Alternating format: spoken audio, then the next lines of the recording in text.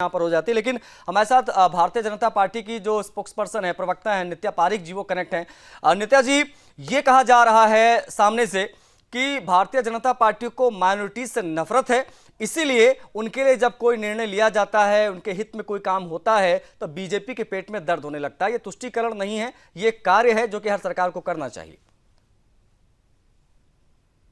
आशीष जी, अगर बीजेपी के लिए कोई एक संप्रदाय मायने रखता था तो आज बीजेपी की सरकार इतने राज्यों में नहीं हो सकती थी। बीजेपी का हर एक वोटर, देश का हर एक नागरिक बीजेपी के लिए उतना ही इम्पोर्टेंट है, चाहे वो हिंदू हो, चाहे वो किसी और संप्रदाय का हो, चाहे बहुसंख्यक हो, चाहे अल्पसंख्यक हो।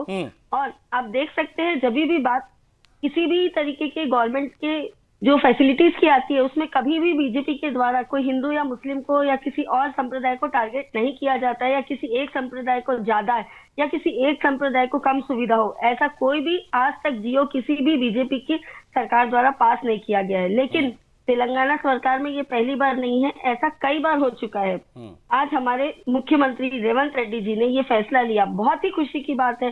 भाई, रोजादार जो लोग हैं उनकी अगर आप देख रेख के हिसाब से उनकी सुविधा के लिए अगर आप उनको 4 बजे छुट्टी दे देते हैं 5 बजे के पहले, तो ये बहुत खुशी की बात है। ठीक है, काफी इससे काफी चीजों में डिस्टर्बेंस आएगा। अभी परीक्षा का माहौल है, अगर स्कूल से मुस्लिम जो टीचर्स हैं अगर वो जल्दी चले जाएंगे तो आप खुद सोचिए कि 10th के एग्जाम्स आने वाले हैं कि कितना नुकसान होगा उन छात्रों का जो साल भर पढ़ाई करते हैं। उसके बाद अगर बात की जाए संप्रदाय की, तो भाई कई ऐसे त्योहार आज रेवंत रेड्डी जी के सीएम बनने के बाद कई ऐसे त्योहार आ चुके हैं ना, जिसपे हिंदुओं के भी त्योहार आए हैं और बाकी अन्य संप्रदाय के भी त्योहार आए हैं। तो सीएम रेवंत रेड्डी जी से मैं ये पूछना चाहूंगी, उनके लिए आपने क्या जियो पास किया, क्या सुविधाएं दी, क्या आपने उनके बारे में सोचा?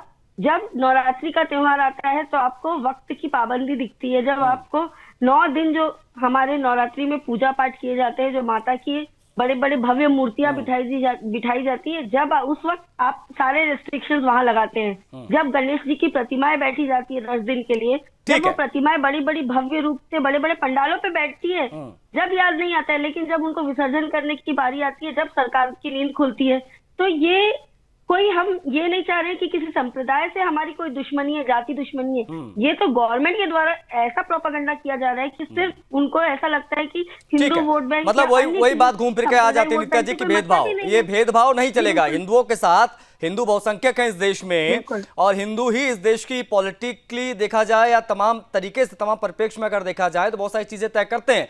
अब उनको साइड लाइन करके, नजरअंदाज करके मुसलमानों के लिए विशेष प्रावधान करना, अगर इस प्रकार की चीजें होंगी तो हिंदू में 9 दिन जो है वो व्रत रहते हैं, वो कुछ भी खाते पीते नहीं है, फलाहार पे रहते हैं, क्या उनके लिए कुछ नहीं होना चाहिए क्या? इसकी